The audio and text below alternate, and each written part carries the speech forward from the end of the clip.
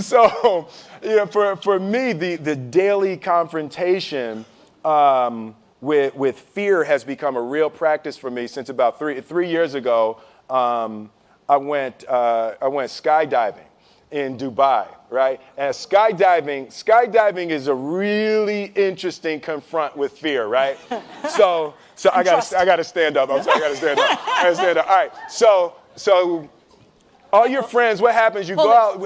Oh, sorry. I dropped my thing. Yeah. So what happens is you go out the night before and you take a drink with your friends, and somebody says, "Yeah, we should go skydiving tomorrow." And you go, "Yeah, we'll go skydiving tomorrow." "Yeah, yeah." And you go, "Yeah." And everybody goes, "Yeah." Right? And you go home and you by yourself, you're like, Right? And you're like, well, I mean, they was drunk too.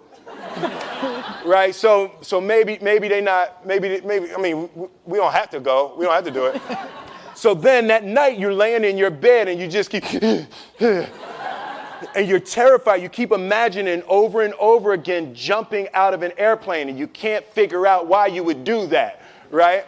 And you're laying there and you have the worst night's sleep of your life, but you still have the hope that your friends were drunk, right? So you wake up the next day and you go, down and you say where you were going to meet and everybody's there. You're like, oh, shit. All right, cool.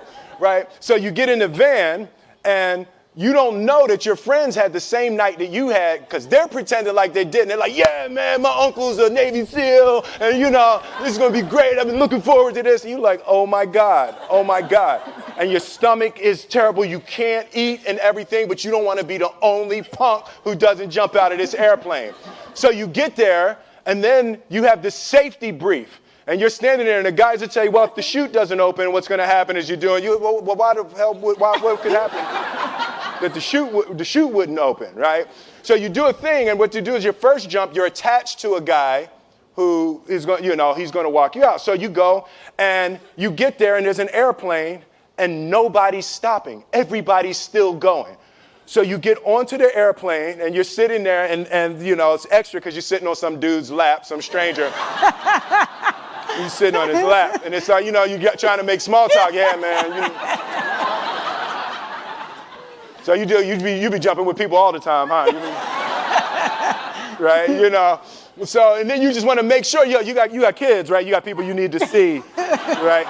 You just want to make sure he's serious, right? So you get in there, so everything's normal. So you fly and you go up to 14,000 feet, and you notice there's a light. It's red, and it's yellow and green, right? So right now the light's red. So then you start thinking at some point the light's going to go green, but you don't know what's going to happen, right? And you wait, and it goes yellow, and the light goes green, and somebody opens the door, and in that moment you realize you've never been in a freaking airplane with the door open. Right?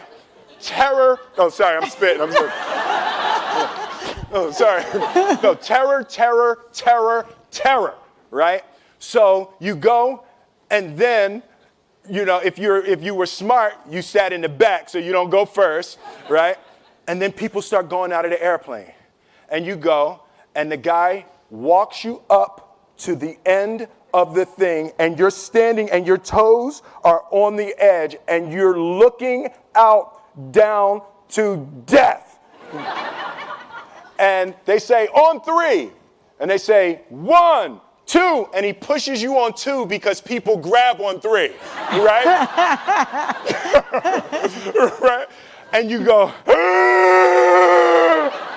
and you fall out of the airplane, and in 1 second, you realize that it's the most blissful experience of your life. You're flying, right? It doesn't feel like falling, right? It's like you actually are kind of held a little bit by the wind, and then you start falling, and there's zero fear. You realize that the point of maximum danger is the point of minimum fear.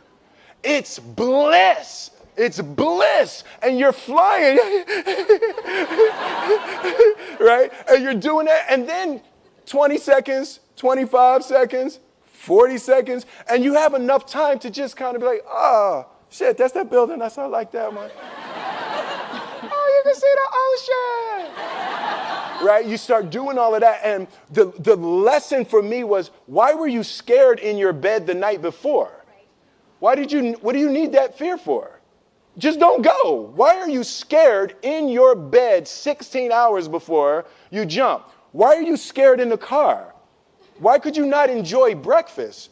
What did you need that? The fear is fear of what? You're nowhere even near the airplane. Everything up to the stepping out, there's actually no reason to be scared. It only just ruins your day. You don't have to jump. And then in that moment, all of a sudden, where you should be terrified is the most blissful experience of your life. And God placed the best things in life on the other side of terror. On the other side of your maximum fear are all of the best things in life. You know? Mm-hmm. So that was sorry. So that was, no, it's good. That was my experience with skydiving and fear. All right.